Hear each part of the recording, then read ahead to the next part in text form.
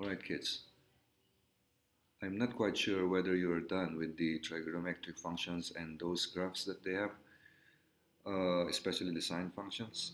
The reason why I'm telling you that is because most of the diagrams that I presented in the previous sessions that we have is actually related or closely related to the sine functions. I went to Google and tried to find some diagrams of waves, and this is what I got. And the reason why I took this is because I want you to look at it and help me on analyzing this one. So you can see here we have a Cartesian plane with x and y axis there. It's just that for the x-axis, it's not x that is being plotted. Instead, it is time. Maybe the unit is second. Now, for the other one, it's not labeled, but maybe this is displacement, and this is maybe in centimeters like that. We know that period is the time it takes for a wave to complete one vibration. We're going to look at this. This is the initial position of the particle. It will be moving up and down right there, and it will start repeating that kind of motion from there. Meaning to say, this is already one cycle, and this is indeed correct. This is period. Alright, this one is also correct because by definition amplitude is the distance from the relaxed or rest position of the medium to the crest. A while ago, Edmund was telling about the wavelength. He is claiming that this one is not correct. How do we explain that? Though the arrow usually represents distance, but in this particular case, the arrow here, whatever space it is trying to imply here, is basically not a distance. Instead, it is actually time.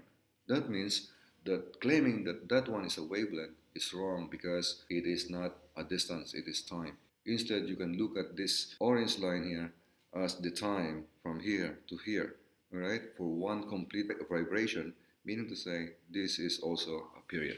In physics, whenever we come to the part that we deal with waves, we always need to consider two types of diagrams for displacement. And the displacement are sometimes graphed against time, just like what you're seeing right now. Instead of time being plotted along the x-axis, for this second graph, the distance from a certain reference point. Right. You already know that displacement is a vector quantity. Apart from the magnitude, which is distance, it also tells us the direction. This is something that is being noted down if you want to observe particle or particles. You are not measuring only the distance, but you are also telling whether it's moving up or down. The first type of displacement graph in waves has something to do with all particles being observed and their positions are being graphed at one particular point in time. Now, for the second type of graph of displacement, we only note down and observe one particle over a time interval. You note down the displacement and the time for that particular displacement, and you plot all those points. Alright, this particular displacement graph consider all the particles in a particular point in time. The particle's displacement and its distance from a common reference point are noted down, and all these particles are plotted in just one graph. The graph looks like this. You just imagine all points in this graph are different particles, and they are graphed based on their displacement and the distance of the particle from a common reference point. The yellow point that I just drew there is some kind of a reference point. This is where you start measuring the t in centimeters in this particular graph. You imagine one particle and you want to know the displacement. You also know how far it is from a reference point. You will be seeing this line. Considering those coordinates, then you will be plotting that point in there. All right. Now, say for example, we consider another particle there. The reason why the particle is plotted there is because there's a displacement noted like that, and there's a distance from the reference point like that. It's very important to know that this one is a graph of all the particles all at the same time. Picture this in your mind. It looks like really a snapshot. Right? If you see a wave and take a photo from the side, then this will be the snapshot. Now consider these 2 points, and then we try to look at the distance here.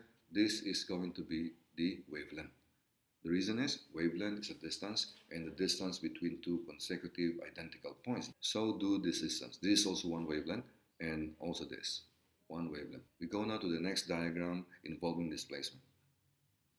Alright, we only focus on one particle. We note down the displacement and the time for that particular displacement and we graph them here.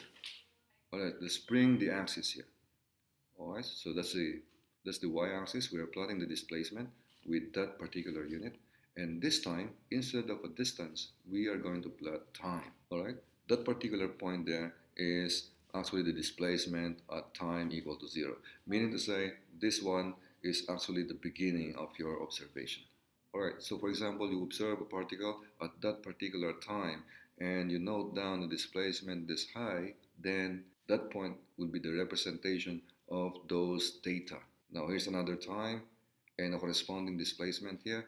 So that is the representation of that particular pair of data also. All right, so do with this. After doing a lot of observation and plotting all those pairs of information in this particular plane, then you will be having a curve that looks like this. Okay? This is basically resembling what you learn in your additional mathematics class under the trigonometric functions. This is a graph of a sine function.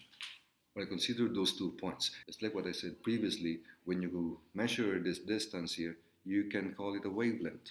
But is this one applicable, just like what we did a while ago? This is not, because wavelength is not time. As you can see, the x-axis is actually plotting all the times. Wavelength is a distance, so this shouldn't be interpreted as a wavelength. In fact, this one is a period, just like this part here is also one period.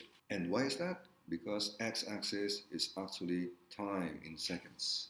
For the G-forms that you did a few minutes ago before this lecture, it will be updated. Is everything clear now? I hope that it is now all clear that these two graphs involving displacement can give you different information. Okay, so see you tomorrow, kids.